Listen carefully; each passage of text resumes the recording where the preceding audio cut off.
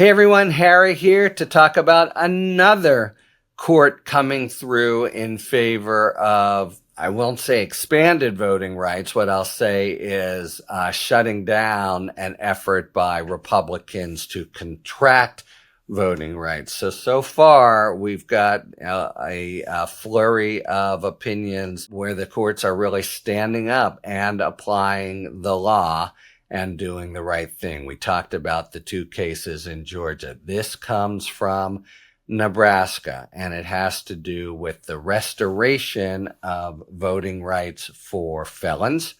The law had been a while ago that there was a lifetime ban on voting by felons, and the Nebraska legislature got rid of that a while ago, but they still had a 2-year waiting period.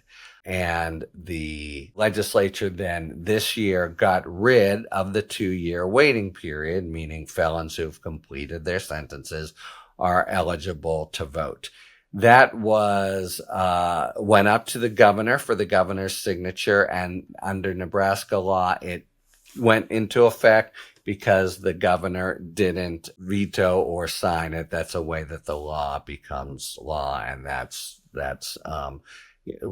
now where things stood until the Secretary of State basically inserted himself into the process and said, no, I think this is unconstitutional. I think only the parole board can actually rescind the lifetime or 2-year, depending on how you construe it, incapacity of felons to vote.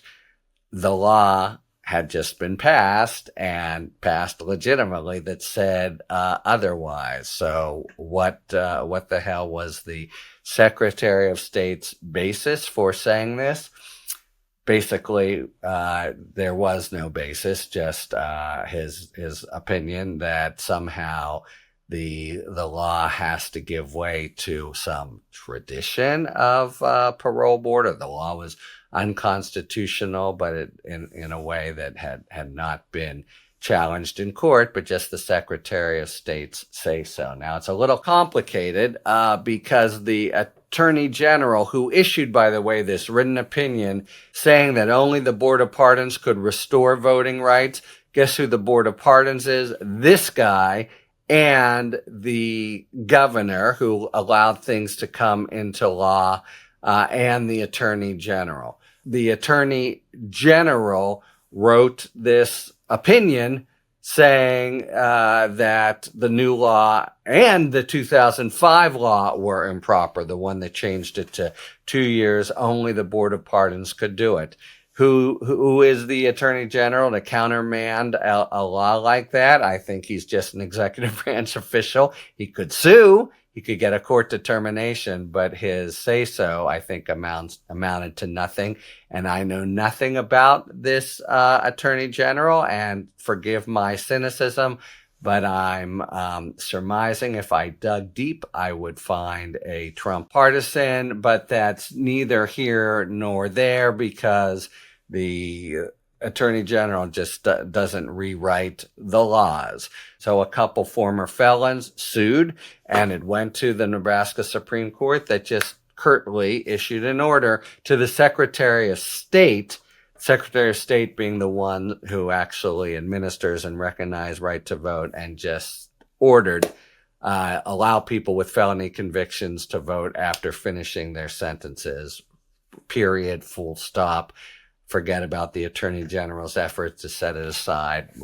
And the governor, obviously the governor had some ambivalence or didn't want to have be too strongly associated with the bill because it went into law without his signing it. But as I say, that's legit under Nebraska law. So, his not signing it, the opinion by the Attorney General, all could have been taken to, what's the theme here?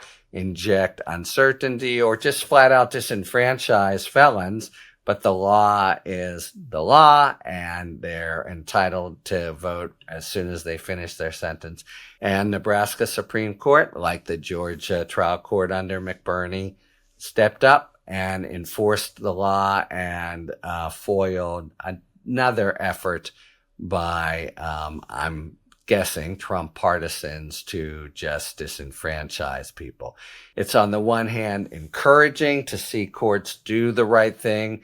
On the other, some of these stratagems by the Republicans are so ham-handed and against the law that it's hard to see how courts could do anything. But we'll see, because we've seen courts in the age of Trump. I'm thinking of Judge Eileen Cannon, stretch to do things that the law doesn't seem to provide. And in the election season, just takes one state and one element of chaos. This is exactly what Trump wanted to do in Georgia in 2020 to throw things into some disarray come November 5th. So there are dozens of battles being fought. Nebraska, of course, is not a swing state, and some of the battles are not in swing states, but they are ubiquitous. They are basically, without exception, fighting against or Republican efforts to push ways of keeping groups from voting who would be more likely than not, as they compute it, to vote for Democrats.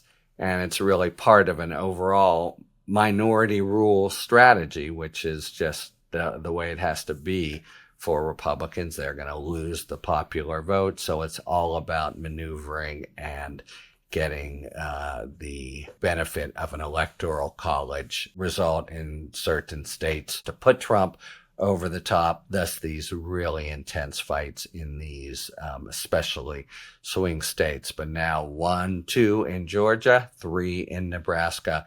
Courts shut them down. So that's all to the good. Talk to you later. Thanks for tuning in.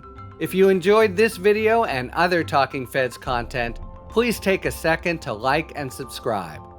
Talk to you later.